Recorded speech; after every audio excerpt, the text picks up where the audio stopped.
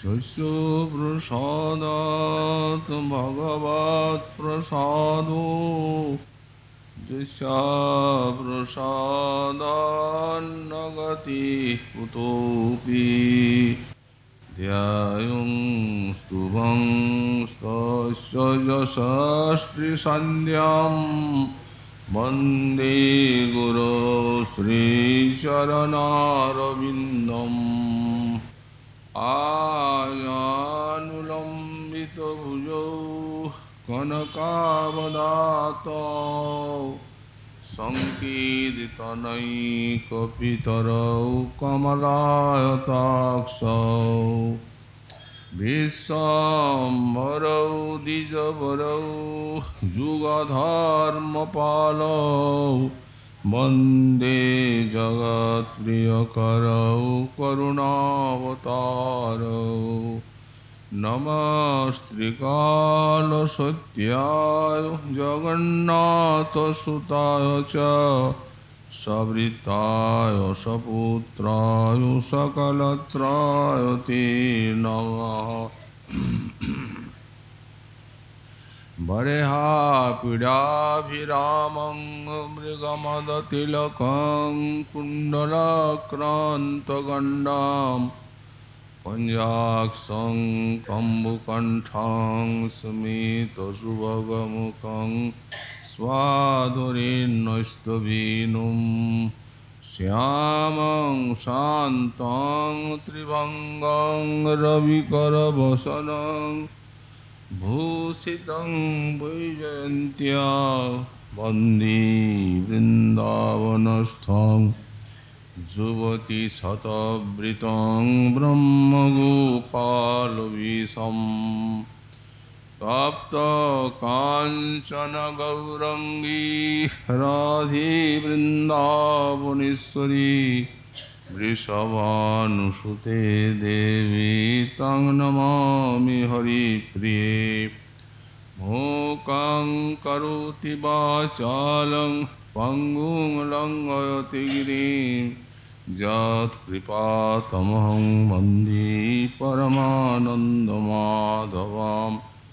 वाञ्छाकल्पतरुभ्यश्च कृपासिन्धुभ्य एव च पतितानां पावनेभ्यो वैष्णवेभ्यो नमो नमः हरिभक्ति पराजित हरिनामपरायणा दुर्वृत्ता वा सुवृत्ता वा तेषां नित्यं नमो नमः नमः धर्माय महते नमो कृष्णाय विदुषे ब्राह्मणे नमस्कृत्य धर्मान् वक्ष्ये सनातनान् नारायणं नमस्कृत्य नरं चैव नरोत्तमं देवीं सरस्वतीं व्यासं ततो जयो मुदीरयेत् जय रूप सनातन भट्ट रघुनाथ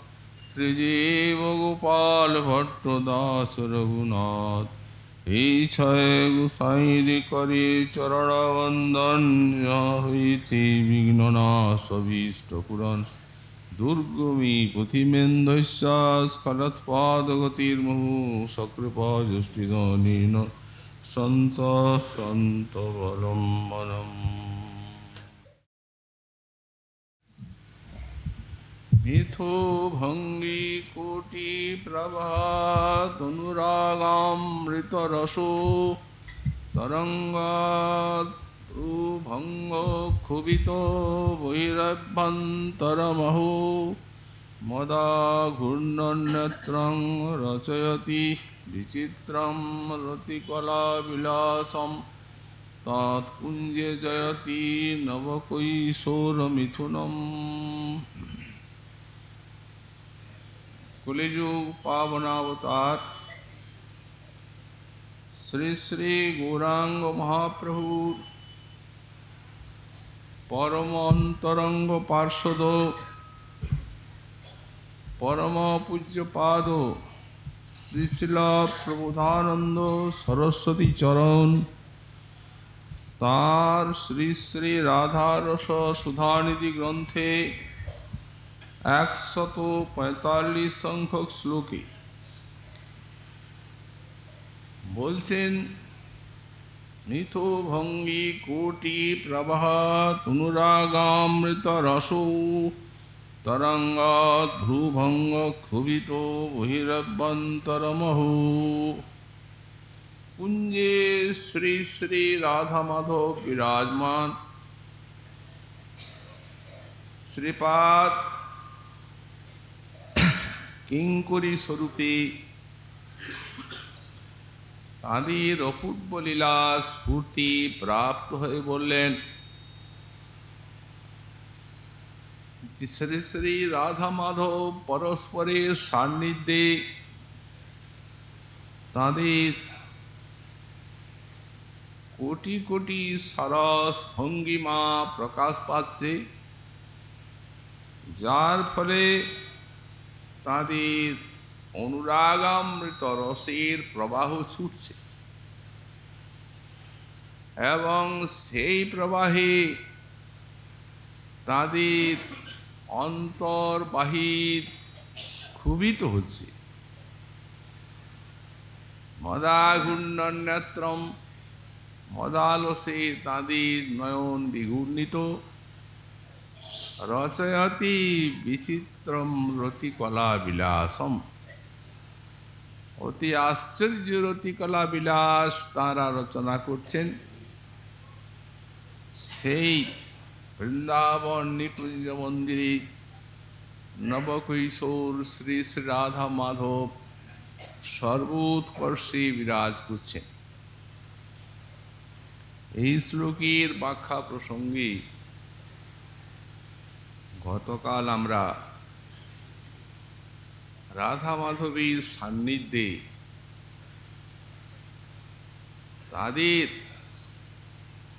যে পরস্পরের সরস কোটি কোটি ভঙ্গিমা প্রকাশ পাচ্ছে,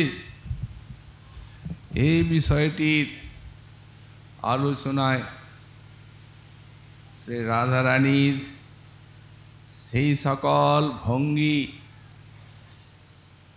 শ্রী রূপ গোস্বামীপাদির উজ্জ্বল লীলমণি অবলম্বনে কিঞ্চিৎ আলোচনা করেছি। এগুলি সরস ভঙ্গিমা, পরম রসময়, চরম আস্বাদ্য। এই ভাগবত পরমহংসগণের ধ্যান ধারণার বিষয়বস্তু সবই চিন্ময়, সবই অপ্রাকৃত এবং অফুরন্ত রসের উৎস। কিন্তু আমরা তো জগতের মানুষ,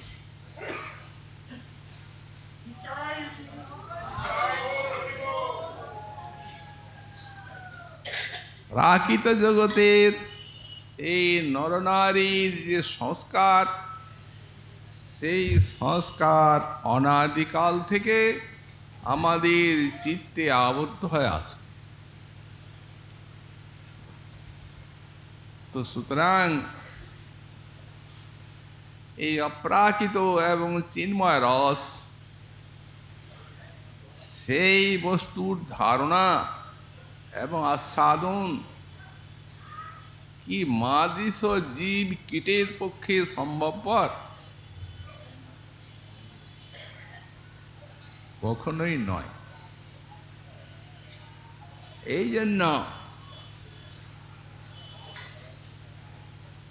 কিছু সিদ্ধান্তের সম্মুখীন হতে হচ্ছে আমাদের। পঞ্চভূতের নরনারীর দেহ, রক্ত মাংস অস্থি বিষ্ঠা মল মূত্রে গড়া, ক্ষণে ক্ষণে পরিণাম প্রাপ্ত।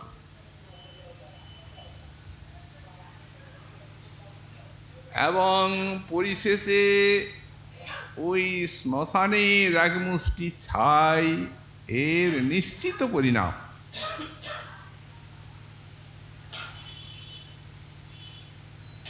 কিন্তু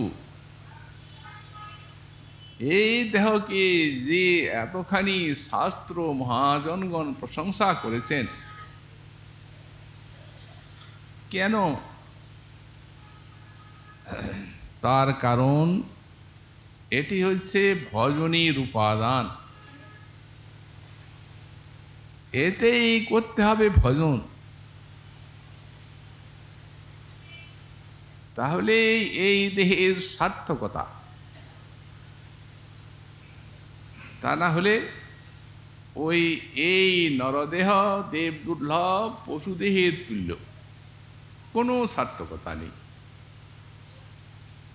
এত যে এই দেহটিকে পোষণ করা, খাওয়া দাওয়া, ব্যাধি হলে ডাক্তার ঔষধ সেবন করা,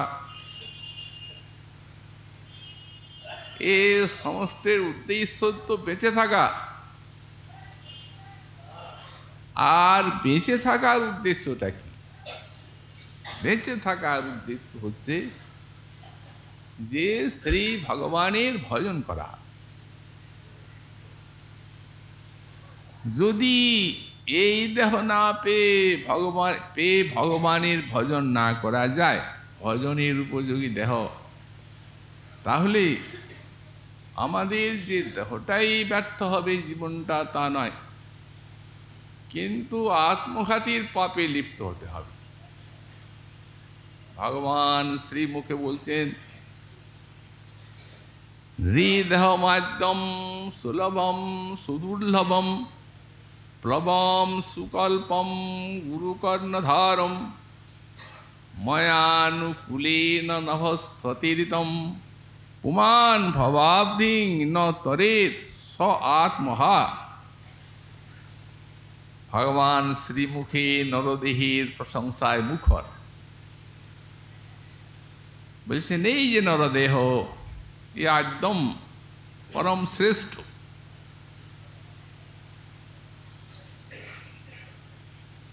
এবং এই দেহ দুর্লভ, 84 লক্ষ জনী ভ্রমণের পরে করুণাময় শ্রীহরি এই দেহ দান করেছেন। পরিকৃপায় সুলভম, এটা আমরা সুলভ করে পেয়েছি। পশুজনিতে ছিলাম তখন তো এমন কোনো সুকৃতি করি নাই। এটি ঈশ্বরের বিধান, নিধি হতে করুণা। কি জন্য দিয়েছেন এটি? এটি ভজনের একটা সুন্দর একটা যন্ত্র। যখন সুলভ করে পেয়েছি ভগবতী ছায়, এটিকে সেই কাজে লাগাতে হবে। ভগবান বলছেন প্লবম সুকল্পম। এটির আরো গুণগাথা বলছেন শ্রী ভগবান। বললেন, এই সংসার দুঃখময় সিন্ধুতে এটি একটা সুদৃঢ় জাহাজের মতো ভগবান ভাসিয়ে দিয়েছে। এতে আমাদের পূর্ণ কর্তব্য রয়েছে যে এর দ্বারাই আমাদের এই ভবসিন্ধু পার হতে হবে।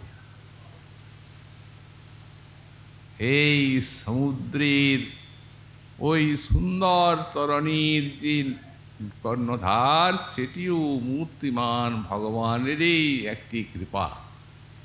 গুরু কর্ণধারম, গুরুদেব কর্ণধার, তিনি বসেছেন।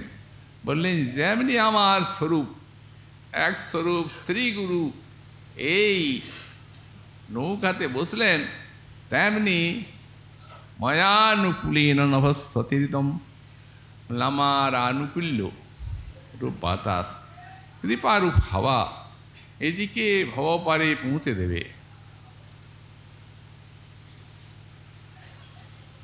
সুতরাং যদি কেউ এই নরদেহ ভজনী যন্ত্রটি পেয়ে না ভজে, তাহলে স্বাত্মহা, তিনি আত্মঘাতী হয়ে যাবেন। ওই পাপটা তাকে লাগবে।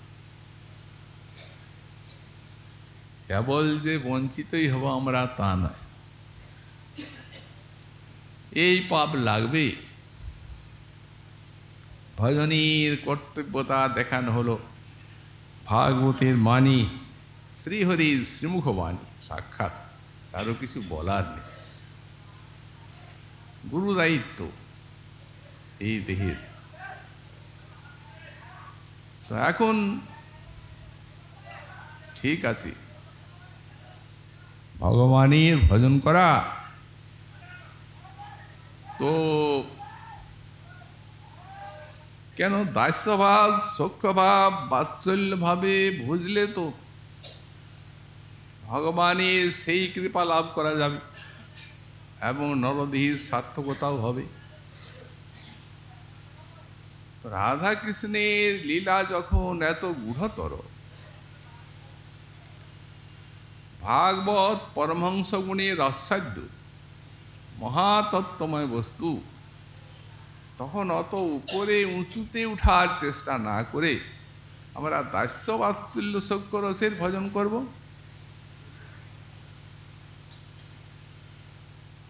বললেন এই যুগটি কিন্তু তার নয়।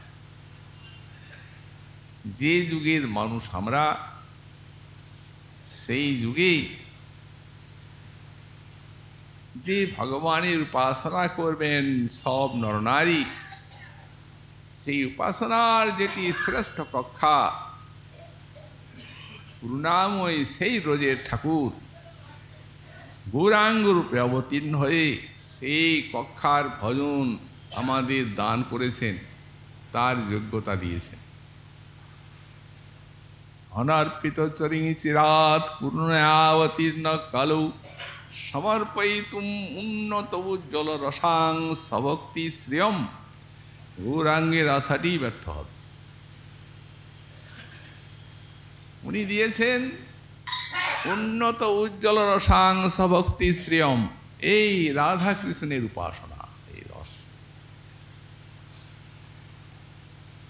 এই রাধা কৃষ্ণের উপাসনা, উন্নত উজ্জ্বল রস, সেই ভক্তি সম্পত্তি তিনি দান করেছেন। এই জন্যেই শ্রী প্রবোধানন্দ সরস্বতী পাদ বললেন চন্দ্রামৃতে একটি শ্লোকী, ওরে মূঢ়া গূঢ়া কজত, এই ওরে মূঢ় তুমি অতি গূঢ় এই ভজনের আশ্রয় গ্রহণ করো। মূঢ়া বলে সম্বোধন করছেন আমাদিকে, কি জন্য? ওই হৃদয়ে প্রাকৃত সংস্কার নিরুদ্ধ আছে, কলিহত জীব আমরা, মূঢ়ই। তবু বলছেন গূঢ়া, এই গূঢ় ভক্তি তুমি এর অনুসরণ করো। দবিষ্টাদৃষ্টে দৃষ্টা পূর্বই অপূর্বই মুনিবরং, পূর্বকালে মহামহামুনিগণ যার অনুসন্ধান পান নাই, এত বড় জিনিস, সেই গূঢ় ভক্তি রাধা কৃষ্ণের যে এই উজ্জ্বল রস, তা আমরা হজম করতে পারবো? ভজন হবে? এ রস আস্বাদন আমাদের পক্ষে সম্ভবপর? কারণ আদিকাল থেকে প্রাকৃত নায়ক নায়িকার যে সংস্কার নিরুদ্ধ হয়ে আছে হৃদয়ে, বলেন কোনো চিন্তা নাই।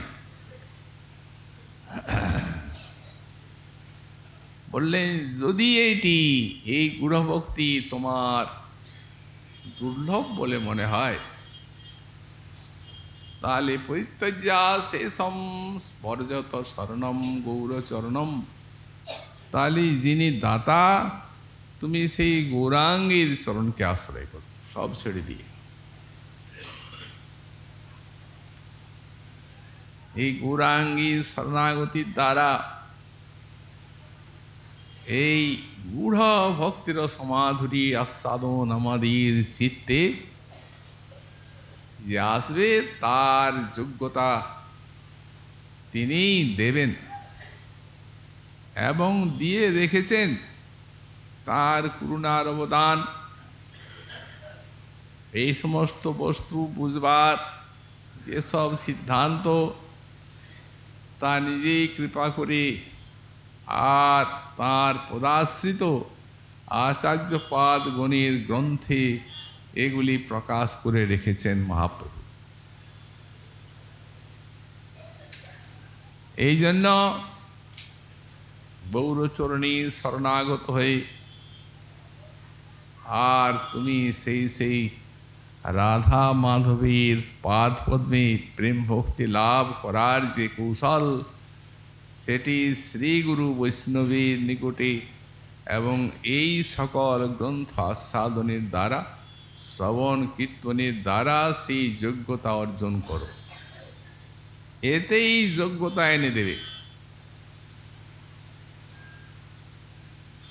যেবা নাহি বুঝে কহ, শুনিতে শুনিতে সহ, কি অদ্ভুত চৈতন্য চরিত, কৃষ্ণে উপজিবে প্রীতি, বুঝিবে রসের রীতি, শুনিলেই হয় বড় হিত।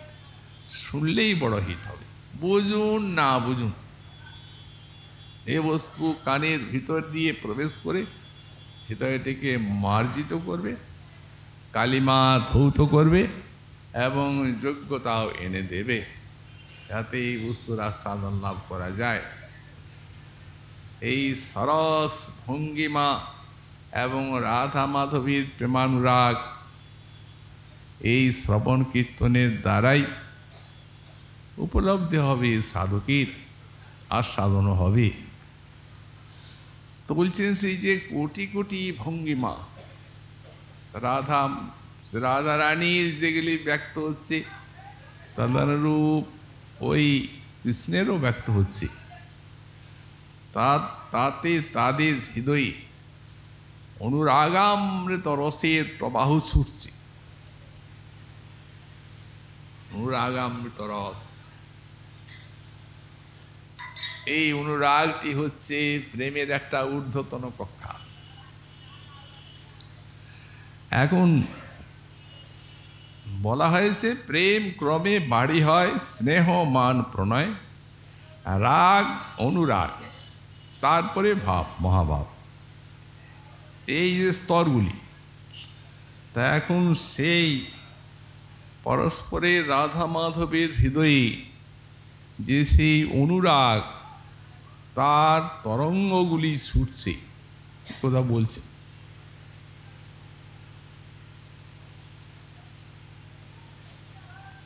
তো এই যে এই বিষয়ে আমাদের একটা বুঝবার প্রয়োজন আছে।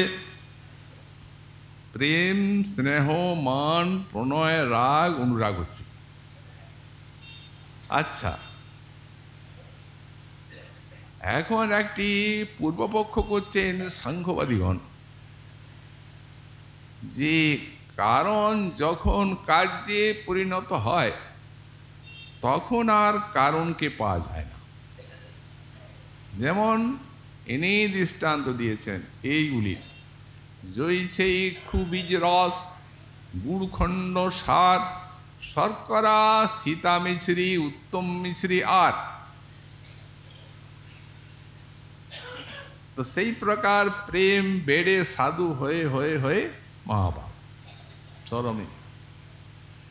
আর এই সব তরঙ্গ মহাভাব রাজ্যে এবং সচ্চিদানন্দ তত্ত্ব গোবিন্দ নরাকৃতি কেবল চরণের থেকে শিখাগ্র পর্যন্ত সচ্চিত আনন্দ উপাদান আর সাক্ষাৎ অপ্রাকৃত শৃঙ্গারের প্রাধান্য। আর শ্রী শ্রী রাধারানী নখাগ্রের থেকে শিখাগ্র পর্যন্ত মহাভাব, দেখতে রমণী মূর্তি। রমণী মূর্তির ওখানে কিচ্ছু নেই। যদি ক্ষীর দিয়ে আর নিম্বফল তৈরি করা যায় তাহলে সেটি কি নিম্বফলের মতো তেতো লাগবে? ওটা তো ক্ষীর। ভাগবত এই ভক্তি রাজ্যে এই মহাবীর মতো এত সাধু বস্তু আর কোথাও নেই। মহাপ্রভু কত করুণা পায় যে তিনি রাধারানীকে মহাভাবময়ীকে সাক্ষাৎ ভজনের বিষয় করে দিলেন আমাদের। কোথায় সেই মহাভাব, আর কোথায় কলির ক্ষুদ্র কীর্জিত? কিন্তু ভগবানের করুণায় সবই সম্ভবপর হয়। তাই হয়েছে, এ ভিক্ষুকে রাজ্য লাভের মতো হয়ে গেছে। হয়েছে যখন, তখন মহাপ্রভুর চরণাশ্রয়ে, তাঁর কৃপায় আর গুরু বৈষ্ণবীর সঙ্গ এবং করুণার ফলে আমরা এই বস্তু আস্বাদন বা উপাসনা করব না কেন? যখন ভগবান কৃপা করে অধিকার দান করেছেন, তো এখন এই সাংখ্যবাদীর উত্তরে বললেন, এটা যখন দৃষ্টান্ত দেওয়া হচ্ছে, তখন যখন ইক্ষুটা রস হলো, তখন আর ইক্ষুটা কোথায় থাকে? রসই পাওয়া যাবে। যখন রসটা গুড় হলো, তখন গুড়টাই থাকবে, আবার রসটা কোথায় থাকবে? থাকতে পারে না। এই প্রকার চিনি যখন হলো, তখন চিনি মিলবে, আর মিশ্রি হলো তখন মিশ্রি মিলবে। তেমনি প্রেমটা যখন বেড়ে স্নেহ হলো, তখন স্নেহটাই তো থাকবে, প্রেম তো আর থাকছে না। বললেন না, এটা ওই রকম দৃষ্টান্তে দেওয়া হয় নাই। এটা কোন দৃষ্টান্তে, কোন দিক? সব দিকে তো আর অপ্রাকৃত বস্তুকে বোঝানো যায় না প্রাকৃত বস্তু দিয়ে। এটা হচ্ছে সেই দিক, ইহা যেন ক্রমে সাধু, ক্রমে উত্তম, ক্রমে বাড়ে সাধ। এই দিকে বস্তুত এখানে মহাভাবাসময়ী রাধা, রাধারানী, প্রেম, স্নেহ, মান, প্রণয়, রাগ, অনুরাগ সব উৎকৃষ্টভাবে বিরাজ করছে তার মধ্যে, সবার থেকে। সবগুলির লক্ষণ তাতে পাওয়া যাবে। এখন আমাদের আলোচ্য বিষয় হচ্ছে এই অনুরাগ। এই যে অনুরাগ রস, প্রেমের থেকে আরম্ভ করে সবই রস। রস মানেই আস্বাদ্য বস্তু। গোস্বামী পাদ বললেন এটি বিপুল তৃষ্ণাময়ী। এর লক্ষণ করলেন সদানুভূতমপি কুর্যাৎ নব নব প্রিয়ম রাগো ভবৎ নব নব সৌনুরাগ ঐতিহ্যতে। যখন ক্ষণে ক্ষণে নবনবায়মান হয়ে সদানুভূতমপি, সর্বদা অনুভূত শ্রীকৃষ্ণকে যখন ক্ষণে ক্ষণে নূতন নূতন রূপে অনুভব করা যায়, এবং রাগও যখন নূতন নূতন করে বাড়তেই থাকে, তখন তার নাম হবে অনুরাগ। এর তরঙ্গগুলো কি? প্রবহৎ অনুরাগামৃত রস তরঙ্গ। অনুরাগামৃত নদীর তরঙ্গ ছুটছে। এর তরঙ্গগুলো কি? মহাজন বললেন এর তরঙ্গ হচ্ছে এই যে পরস্পরং বসি ভাব প্রেম বৈচিত্র্যকং তথা।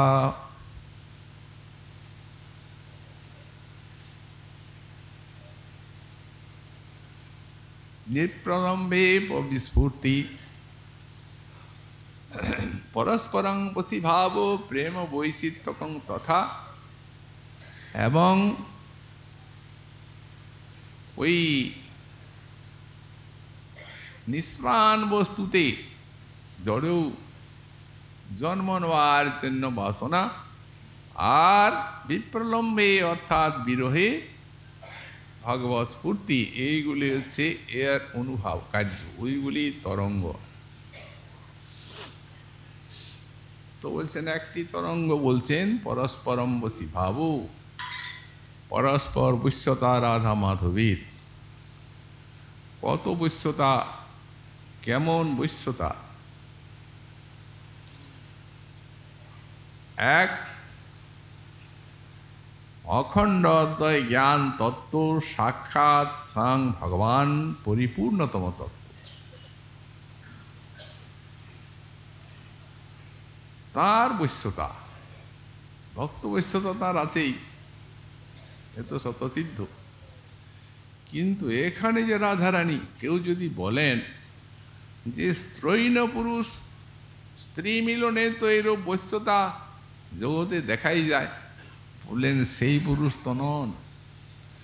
নিজেই যখন মোহিনী মূর্তি ধারণ করলেন, তখন মহাযোগীন্দ্র গণেরও আরাধ্য এই শ্রীমন মহাদেবকে পাগল করে তুললেন।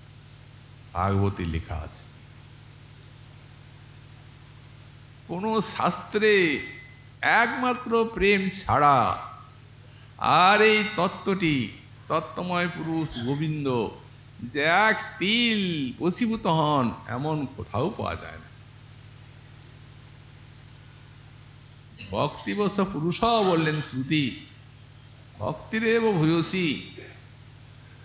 এই ভক্তিরই এত ভূয়সী, এত বড়, সব থেকে শ্রীকৃষ্ণ বৈশ্য তার উপাদান।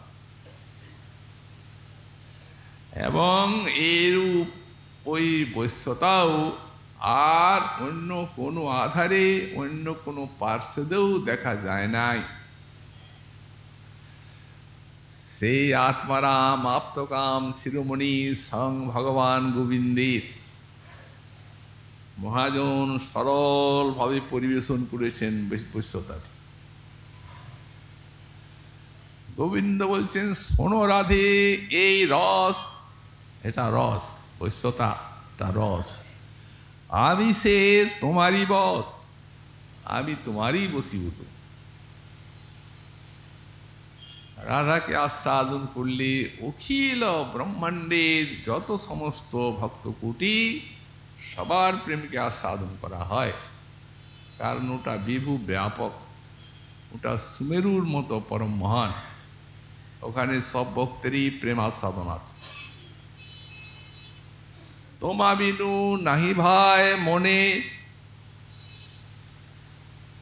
তোমা ছাড়া আর মনে কিছুই ভালো লাগে না। আমার ধৈর্যনা ধরে প্রাণ সদা তোয়া লাগি, সদা তোয়া করিয়ে ধ্যানে, আমি সব সময় তোমাকে ধ্যান করি। তাহলে অন্য ভক্ত বললেন, যখন অন্য ভক্তকে কৃপা করুন, মনে করুন, কিন্তু রাধারানী হৃদয় জুড়ে অবস্থান করছেন। তোমা বিনি নাহি ভাই মনে, অগো জপিতে তোমার নাম, ধৈর্যজনা ধরে প্রাণ তোয়া রূপ করিয়ে ধ্যানে। শুধু রূপই নয়, শ্রী রাধে বাণী যখন যার মুখে শুনি, সেই দিকে ধায় মোর মন। আপনি যদি রাধা নামটা করেন, জয় রাধে জয় রাধে, তো রাধে পর্যন্ত বলতে হয় না, রা শব্দ শ্রবণাতেব স্থিত ভবতি মাধব। যেমনি আপনি রাটা উচ্চারণ করলেন, তেমনি গোবিন্দ স্ফীত হয়ে থাকলেন। এত বশীভূত নাম গ্রহণকারী, তার কাছে ছুটে যাবেন, আত্মদান করবেন। রা ধা দুটা অর্থ। তো রা শব্দ শুনেই তো স্ফীত হয়ে গেলেন। আপনি যদি বলেন রাম, রাজা, রাজমহল, তাহলে আর গেল না।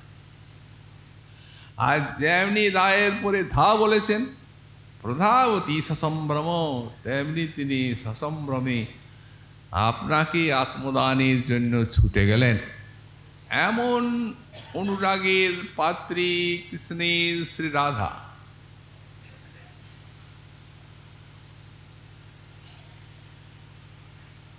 সেই দিকে ধায় মোর মন,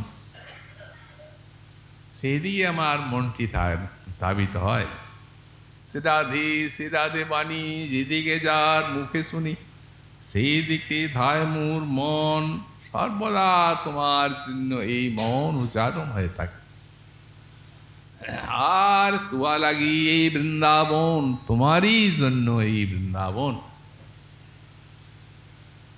বৃন্দাবনীর তত্ত্বই শ্রী রাধা এবং এই রাধার বশীভূত পূর্ণতম এই শ্রীকৃষ্ণ। আমি পূর্ণতম বশীভূত বলেই কত প্রকার রূপ ধারণ করলাম তোমারই জন্য। অতএব তোমার শরণে থাকি, এই আমার অন্তরের কামনা, তুমি সেই কৃপা করো। উত্তরে রাধারানী বলছেন, প্রাণনাথ কি আর বলিব আমি পরস্পর, জনমে জনমে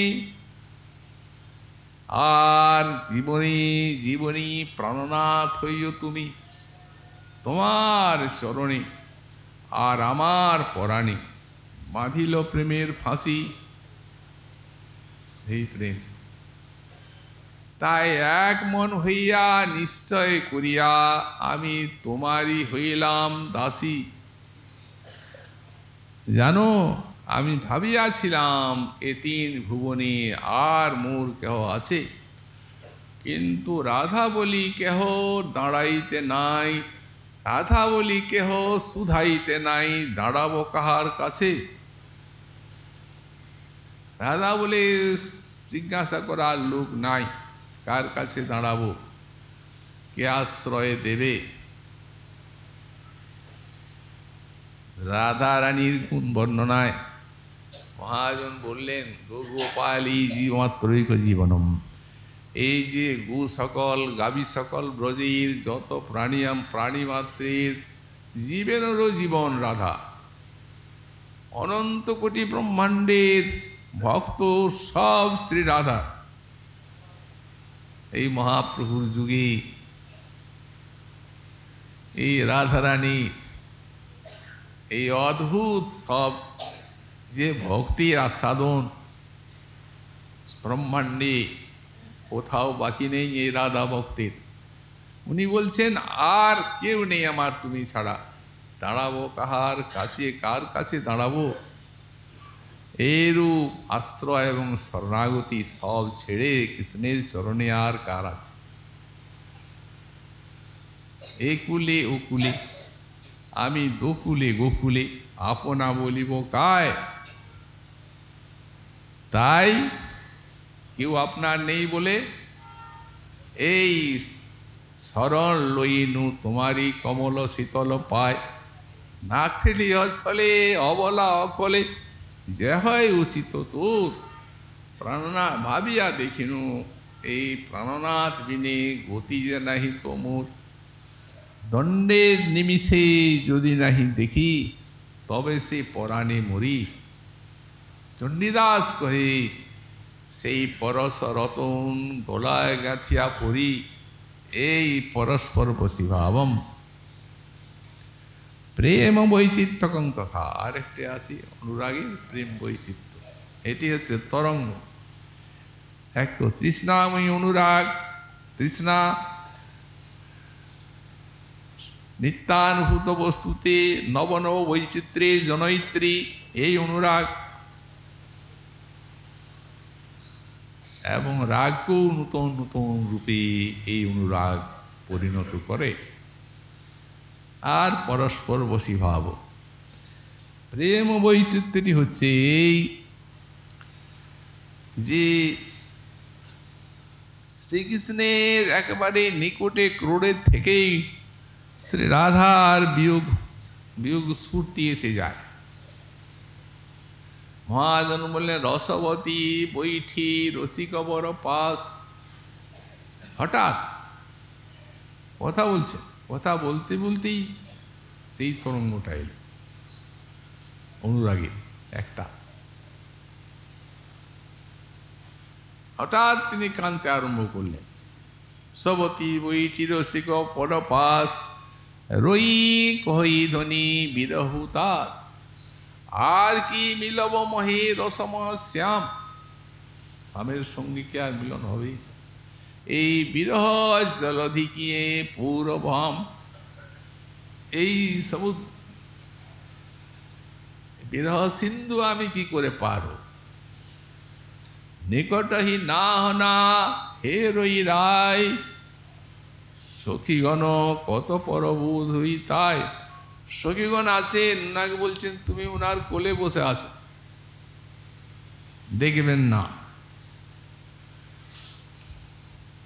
কেন, কি হলো এই তরঙ্গটা? এই করে বসেই যে হানাথ হানাথ বলে কাঁদছেন উৎসাহগত, উঠলো কিসের থেকে এই তরঙ্গ? ব্যাখ্যাকার বললেন যখন লীলাতে প্রাণনাথের সঙ্গে লীলা করতে করতে যখন বুদ্ধি এত সূক্ষ্ম হয়ে গেল যে যেমন একটা সূক্ষ্ম সূচ, তাতে এক গাছি সুতো গলে, দু গাছি গলবে না, ছিদ্রটাতে সূক্ষ্ম ছিদ্র, ছোট্ট সূচ।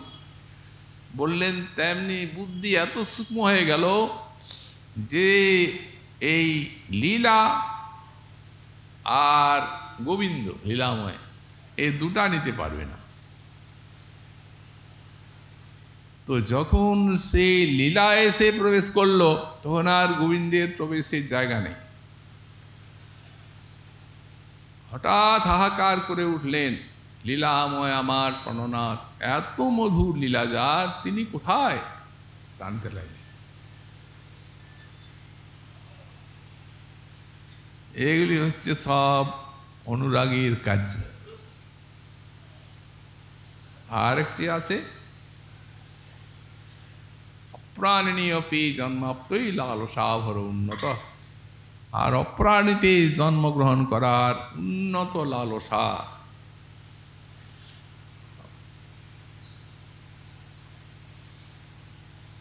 দৃষ্টান্ত রাধাভাব অঙ্গীকারকারী শ্রীমন মহাপ্রভুই বললেন। সখীগণ কহ সবই করিয়া বিচারি, কোন তীর্থে কোন তপ কোন সিদ্ধ মন্ত্র জপ, এই বেনু কৈলা জন্মান্তরে বাঁশি বাজছে। আস্বাদনী পাগলিনী ঈশ্বরী বলছেন এই যে বাঁশি, এই বাঁশি কোন জন্মে কোথায় কত তপস্যা করলো জন্মান্তরে। কেন, কি তপস্যার ফল দেখলে? তোমার মতো আর কে?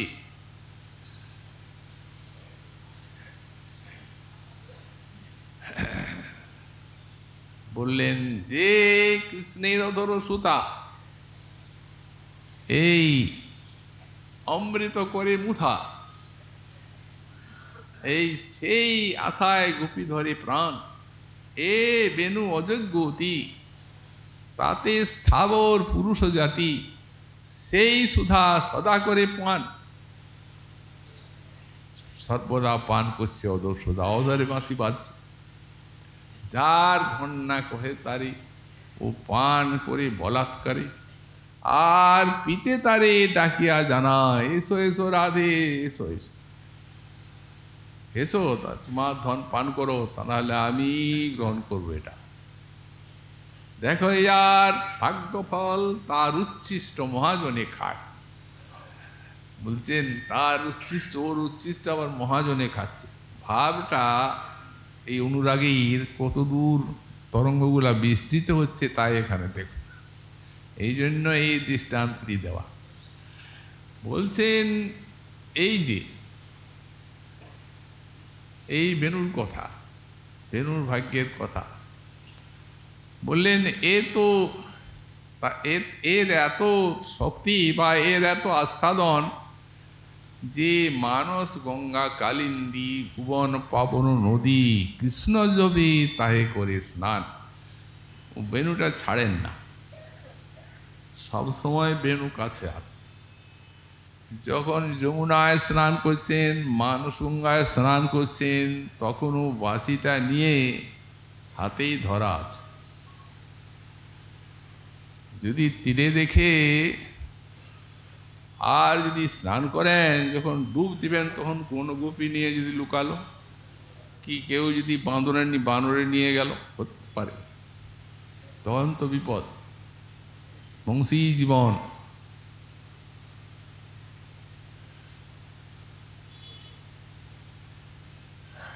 আমার এই বংশী সব সময় রাধা রাধা নাম করে ডাকি, এই জন্যই বংশী জীবনে তো পাই, অন্য কোনো কারণ নাই। একটা বাঁশের কাঠি। আর রাধার আবার এই অনুরাগীর এমন তরঙ্গ, ইনি বলছেন ওই বাঁশের কাঠি সঙ্গে নিয়ে আছেন হাতে, কিংবা এইখানে গুঁজে স্নান করছেন, তখন বেনুর মুখে যে একটু অধর রস লেগে আসে, বাজাচ্ছেন তো তার মুখে একটু লেগে থাকে, জিহ্বা দিয়ে যারা বাঁশি বাজায় এমনি করে চাটে বাঁশির মুখটাকে, তো রাধারানী বলছেন ওর মুখে লেগে আছে একটুখানি। এখন মানসঙ্গা কালিনীতে যখন স্নান করছেন, তখন সেই মানসঙ্গা কালিন্দী ওইটা আস্বাদন করছে। কি করে বুঝলেন আপনি?